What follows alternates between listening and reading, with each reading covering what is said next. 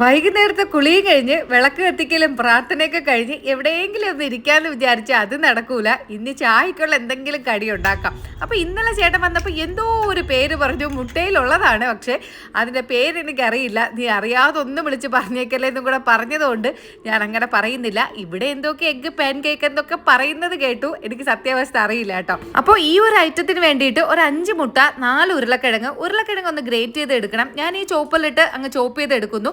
ഇതിനെ നന്നായിട്ട് പിഴിഞ്ഞെടുത്ത് വേറൊരു പാത്രത്തിലോട്ട് മാറ്റണം. എൻ്റെ അമ്മ, ഉരുളക്കിഴങ്ങിന് ഇത്രത്തോളം വെള്ളം ഉണ്ടോ? ഞാൻ ഇന്നാണ് അത് മനസ്സിലാക്കിയത് കേട്ടോ. പിന്നെ പച്ചക്കറികളായിട്ട് ക്യാപ്സിക്കം, ക്യാരറ്റ്, സവാള, ക്യാബേജ് ഇങ്ങനെയൊക്കെ എടുക്കാം. പിന്നെ മഷ്റൂം ഉണ്ടെങ്കിൽ മഷ്റൂം, പനീർ ഇതൊക്കെ എടുക്കാം. എന്നാൽ പിസ്സ ആണോ എന്ന് ചോദിച്ചാൽ അതല്ല. 5 മുട്ടയിലോട്ട് കുരുമുളകും ഉപ്പും പാലും ഒഴിച്ച് നന്നായിട്ട് അങ്ങ് ബീറ്റ് ചെയ്ത് മാറ്റി വയ്ക്കുക. പിന്നെ ഈ ഉരുളക്കിഴങ്ങ് പിഴിഞ്ഞെടുത്ത് അതിന് നല്ല നോൺ സ്റ്റിക്കിന്റെ പാത്രം ഉണ്ടെങ്കിൽ അതായിരിക്കും ബെസ്റ്റ്. എൻ്റെ കയ്യിൽ ഇല്ലാത്തതുകൊണ്ട് ഞാൻ വേറൊരു പാത്രത്തിൽ എണ്ണയോ ബട്ടറോ എന്ത് വേണമെങ്കിലും തടവിയിട്ട് അതിലോട്ട് ആദ്യം നമ്മളെ ഒരു ലെയറായിട്ട് ഉരുളക്കിഴങ്ങ് ഇട്ട് കൊടുക്കുക.